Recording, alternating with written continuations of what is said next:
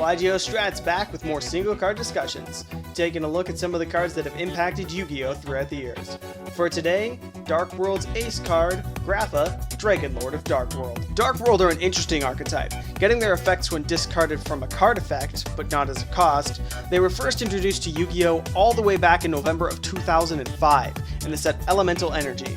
From what I've gathered, they were either used in some aggro decks or as side deck cards for at the time problem cards such as Spirit Reaper, but not much else. It wasn't until October of 2011 that the deck got serious support from the Gates of the Underworld structure deck in the form of Grapha, Dragon Lord of Darkworld. Grapha has remained unaffected by the ban list, but has seen releases in Gold Series Haunted Mine in 2012, Duelist League 18 in 2014, and most recently in the Premium Gold 2 Return of the Blink set in 2015. A level 8 Dark Fiend rocking 2700 attack and 1800 defense, its effect reads: you can special summon this card from your graveyard by returning one Darkworld monster you control to the hand except Grapha, Dragon Lord of Darkworld. If this card is discarded to the graveyard by a card effect, target one card your opponent controls, destroy that target. Then, if this card was discarded from your hand to your graveyard by an opponent's card effect, look at one random card in your opponent's hand. Then, if it was a monster, you can special summon it to your side of the field. All three of these effects are powerful,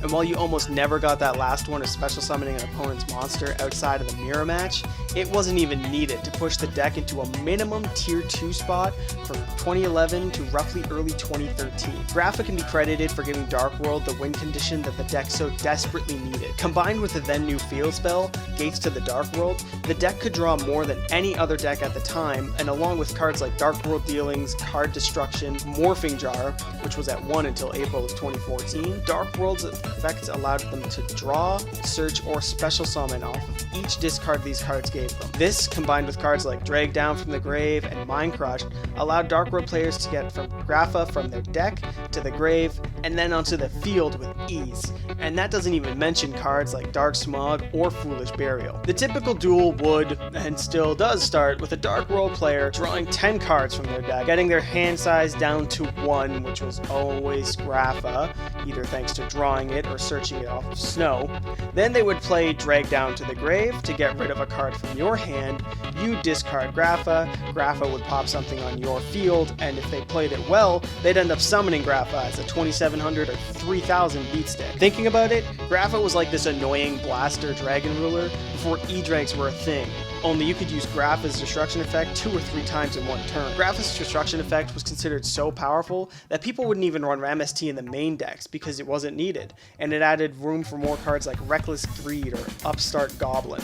And once Grapha got his ugly ass in the grave, all you had to do was bounce any Darkworld monster that wasn't Grapha, and you summon a 27 beat stick for free. Oftentimes, you wouldn't even need to use your normal summon to do it. And thanks to the then new summoning mechanic of Exceed summons, the already wombo combo heavy Darkworld deck could do even more shenanigans. If you discarded Beige, Vanguard of the Darkworld, to summon itself and be bounced for Grapha, you could still normal something else. And the then popular card at the time would be Tour Guide of the Underworld. With this, you could summon Brow, Huntsman, who was level 3, overlay into a Leviair, detach the material, summon a banished card from your field spell, or Dark Smog, then bounce that to summon another Grapha. So you'd have an 1800 attack and at least one 3000 attack Grapha on the field thanks to the field spell. And now there's a Fiend in the grave because you've attached a material with Leviair, so you could do it all again on the next turn. And none of this even touches on the fact that Grapha is a target for both Deck Devastation Virus and Eradicator Epidemic Virus,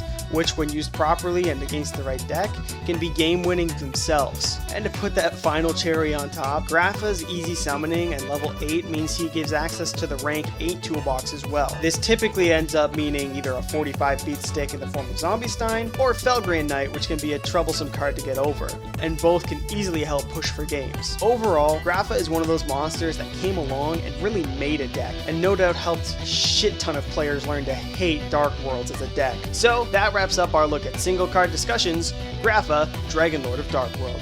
Stay tuned for our next video, and feel free to suggest any cards you'd like to see reviewed or deck profiles to post. Don't forget to like and subscribe, and we'll see you next time on yugioh Strats. In the first ever set released in the TCG, a card was released with the name Trial of Hell. In later reprints of the set, it was changed to be Trial of Nightmare. Presumably, this was done to keep in line with the TCG censorship of any and all things religious, so as to avoid controversy. This has been yugioh Strats with your Yu-Gi-Oh! Friday Fun Fact of the Day.